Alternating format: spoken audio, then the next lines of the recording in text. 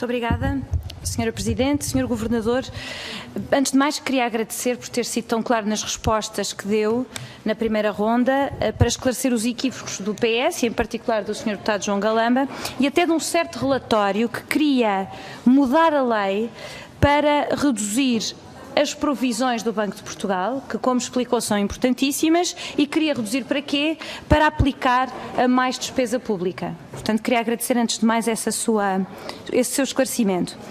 Nós acreditamos, e esclareceu realmente, que existe uma necessidade fundamental de uma política independente e uma independência financeira do Banco de Portugal na constituição de provisões e, portanto, parece-nos esse ponto muito importante. Dito isto, o que ainda não está totalmente esclarecido para nós é que em 2016 o Banco de Portugal propôs a diminuição das provisões face a 2015. Ora, na Constituição Adicional, não é? A variação das provisões diminuiu face à variação das provisões no ano anterior.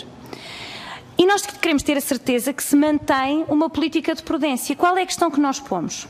Os ativos, no quadro da política monetária, duplicaram, passaram de cerca de 11 mil milhões para 22 mil milhões. Os juros aumentaram, a volatilidade permanece elevada e por isso perguntamos como é que isso é compatível com uma redução das provisões. Diz o Sr. Governador que a matriz de risco baixou no Eurosistema.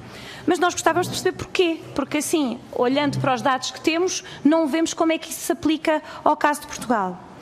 E a segunda pergunta é que se a cobertura é independente da avaliação do risco, então como é que o Sr. Governador fez a cobertura, como é que estimou a cobertura para avaliar esse risco? Isto na questão das provisões.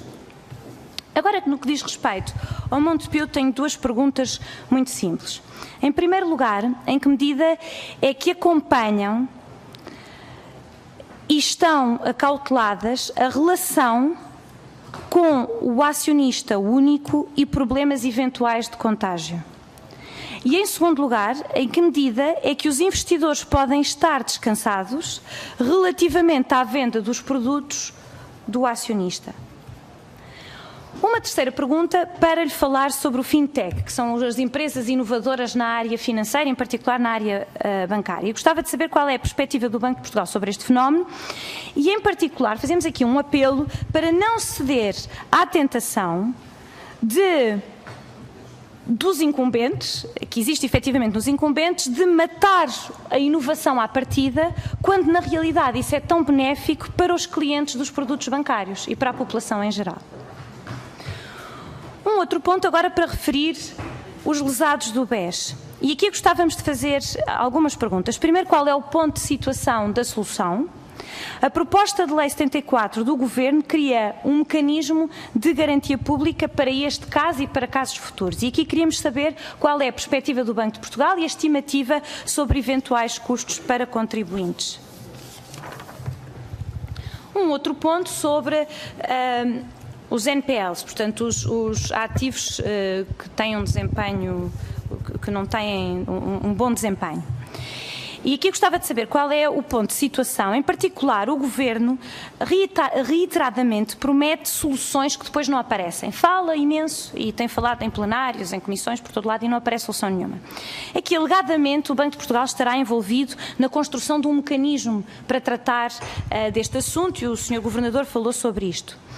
E a pergunta que eu gostava de saber é se está a ser equacionado a opção de garantias públicas com custos para os contribuintes neste mecanismo e em que medida é que estão a cuidar da criação de um verdadeiro mercado europeu eficiente para este tipo de ativos que, na nossa visão, nos parece mais eficiente para tratar esta questão. E, finalmente, nas nomeações, gostava de lhe perguntar, mesmo com os dois que foram agora propostos pelo Banco de Portugal, ficam dois administradores por nomear. E, portanto, o processo continua incompleto. Gostava de ter a confirmação da sua parte se está completo ou não este processo. E, visto que ainda tenho há algum tempo, queria, enfim, explicar-lhe que compreendo que procurou tirar para canto a questão sobre o processo de nomeações, que terá eventualmente sido desagradável. Foi desagradável assistir ao processo, portanto, terá certamente sido desagradável vivê-lo. No entanto, o Parlamento tem o dever de lutar pela independência das instituições e, muito importante, pela limitação dos poderes, que é fundamental na nossa democracia.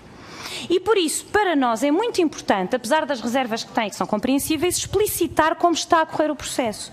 E, em particular, se houve respeito pela independência do Banco de Portugal no poder que tem de fazer propostas para a nomeação. Muito obrigada, Sr. Governador. Muito obrigada, Sr.